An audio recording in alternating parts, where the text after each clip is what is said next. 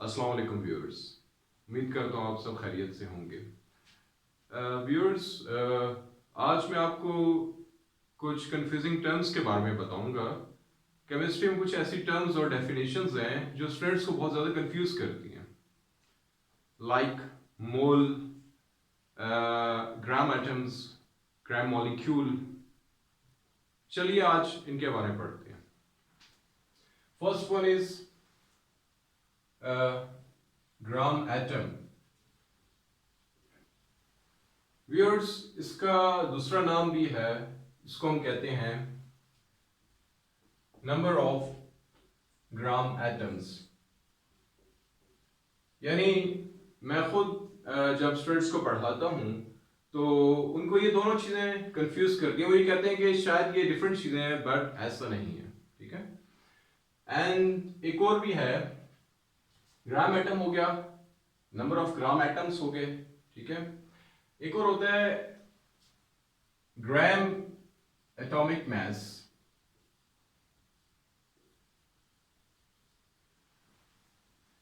Viewers, मैं फिर repeat करता हूं, gram atom, number of gram atoms and gram atomic mass are the same things.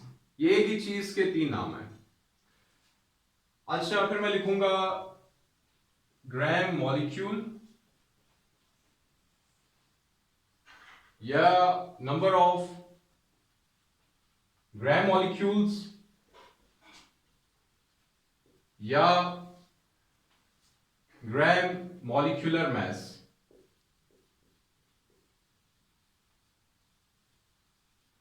ये भी स्टूडेंट्स एक ही चीज के तीन नाम है। अच्छा, फिर मैं लिखूंगा ग्राम फॉर्मूला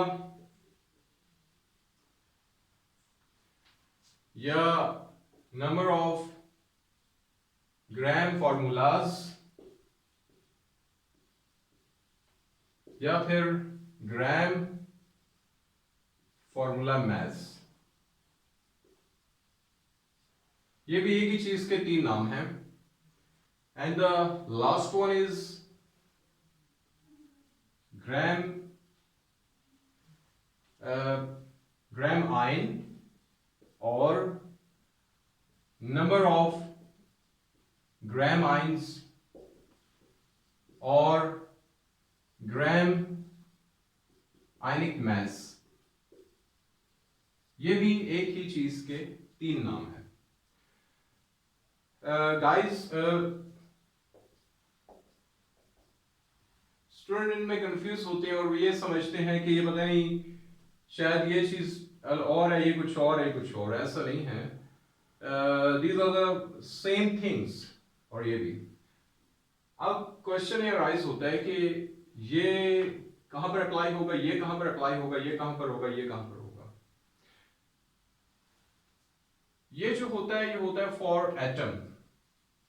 यानी आप जब भी वर्ड यूज करेंगे ग्राम एटम या नंबर ऑफ ग्राम एटम्स या ग्राम एटॉमिक मास, तो ये अंडरस्टूड होगा कि ये जो टर्मिनोलॉजी है it is used for atom.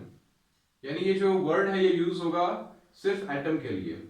यानी आप ये नहीं कह सकते कि gram atom of molecule, like आपका मॉलिक्यूल जो है वाटर, आप उस पर नहीं कह सकते ग्राम एटॉमिक मास ऑफ H2O। ये रॉन्ग होगा। ये जो है ये टर्मिनोलॉजी यूज होती है for molecule. Third one is gram formula. ये होता है for formula unit. Formula unit आप कहते हैं किसी आयनिक कंपाउंड के लिए, क्योंकि आयनिक कंपाउंड का जो एक यूनिट होता है उसको हम कहते हैं formula unit. It is for ionic compound. And the foremost and last one is gram ion. It is for ions. अच्छा, मैं इधर साथ एग्जांपल्स भी लिखता जाऊंगा। फॉर एग्जांपल, अगर आप लिखते हैं, अच्छा ये चीज तो आपको क्लियर होगी। अब मैं आपको ये बताऊंगा कि ये होती क्या चीज है। ये तो इन चारों में ये डिफरेंस है। अब हम देखते हैं कि ये होती क्या चीज है। जैसा कि मैंने मेंशन किया हुआ, इट इज फॉर एटम। आप कोई भी एटम एज्यूम कर लें। फॉर एग्जांपल, आपके पास है सोडियम एटम है, सोडियम का सिंबल है Na। तो अगर आप लिखेंगे ग्राम एटम सोडियम के लिए ठीक होगा, तो आप क्या लिखेंगे 1 gram atom of sodium, Na का मतलब है सोडियम। तो 1 ग्राम एटम ऑफ सोडियम अगर आप लिखना चाह रहे हैं तो ये कितने ग्राम्स के इक्वल होगा? ये इक्वल होगा इसके एटॉमिक मास के। सोडियम का एटॉमिक मास कितना होता है 23, लेकिन यूनिट्स आगे क्या अप्लाई होंगे इन सब में ग्राम्स। तो इसका जो एटॉमिक मास है सोडियम का वो कितना है 23। तो आप कहेंगे कि 1 gram atom of sodium contains 23 grams of sodium. इसी तरह ही आपका ग्राम मॉलिक्यूलर मास है, ठीक है, इसके 3 नाम है जो भी आप कह लें। ये होगा फॉर मॉलिक्यूल, आपका सिंपलेस्ट मॉलिक्यूल वाटर मॉलिक्यूल है H2O।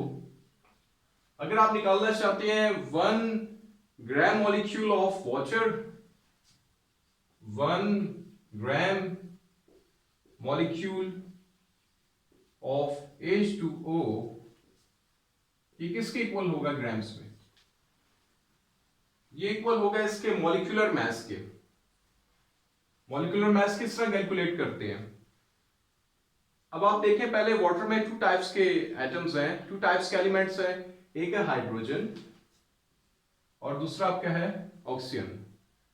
हाइड्रोजन का जो एटॉमिक मास होता है वो होता है 1 नॉर्मली, राउंड अबाउट। वैसे 1.008 होता है, लेकिन राउंड अबाउट करके आप कहेंगे इसको, राउंड ऑफ करके सॉरी, इसको आप कहेंगे ये 1 है, ठीक है।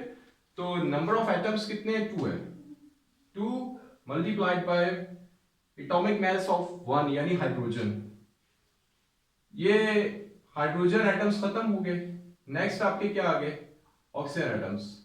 इसके सेंटर में प्लस आएगा, इसके एटम्स एक ही है और इसका एटॉमिक मास कितना होता है 16। अगर आप इसको कैलकुलेट करें बनेगा 18 ग्राम। इसका क्या मतलब है 1 gram molecule of water contains 18 grams of water।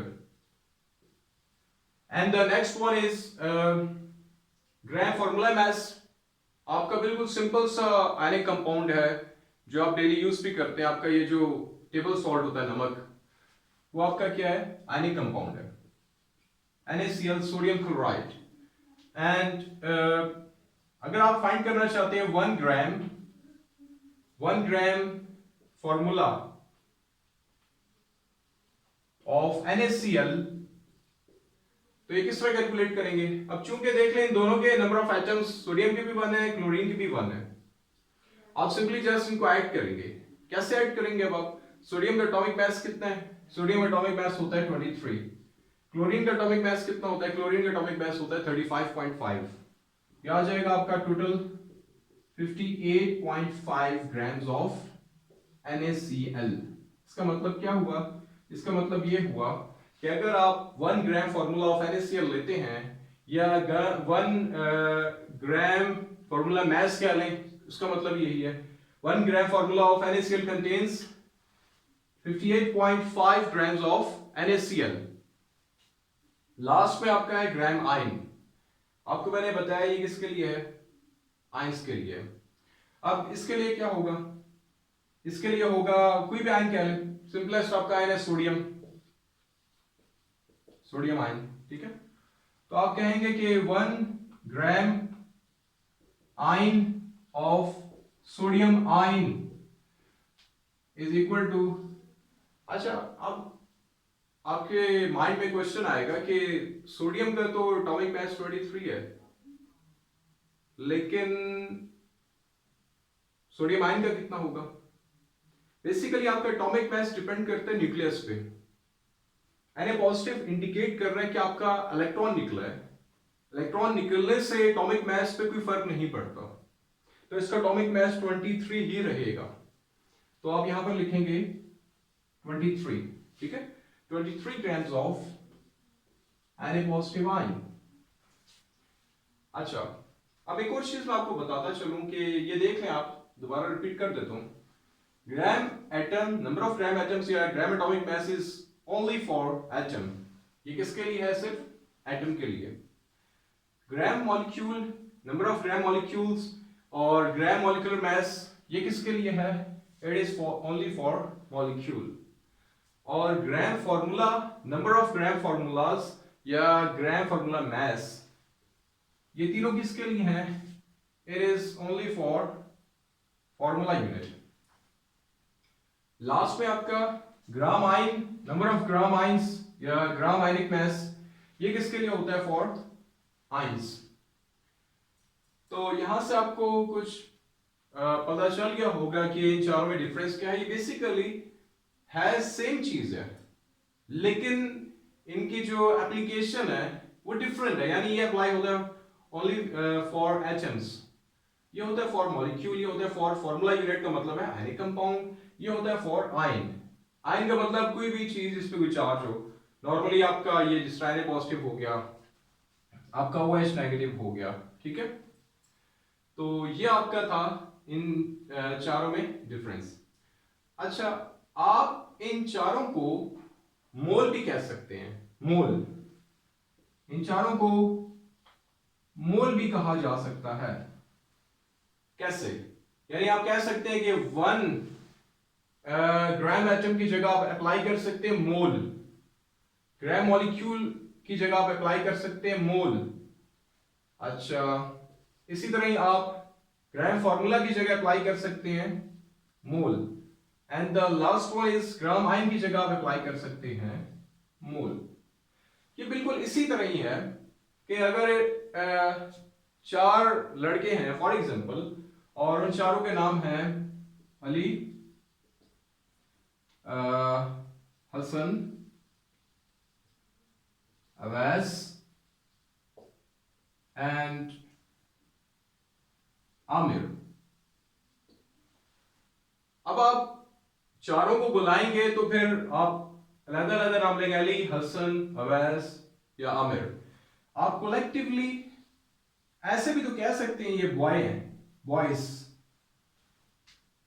Similarly आप इन सब का नाम अलग भी ले सकते हैं। आप इनको कलेक्टिवली मोल भी कह सकते हैं। फॉर एग्जांपल अली को अगर आप कहेंगे बॉय, बॉयज हटा दे, चले अगर एक ही बात करेंगे बॉय, अली को कहेंगे लड़के बात सुनो, तो आपकी बात सुनेगा। या हसन को या वैस को या आमिर को, क्योंकि दे आर बॉयज। सिमिलरली आपका जो मोल है वो इनकी जनरलाइज्ड फॉर्म है, यानी आप मोल का वर्ड इन चारों की जगह अप्लाई कर सकते हैं, लेकिन मोल हटा के ये चारों यूज नहीं कर सकते। इन चारों में से एक ही वर्ड आएगा। जिसको ये वीडियो पसंद आए काइंडली आप सब्सक्राइब करें और वीडियो को लाइक करें। Thank you.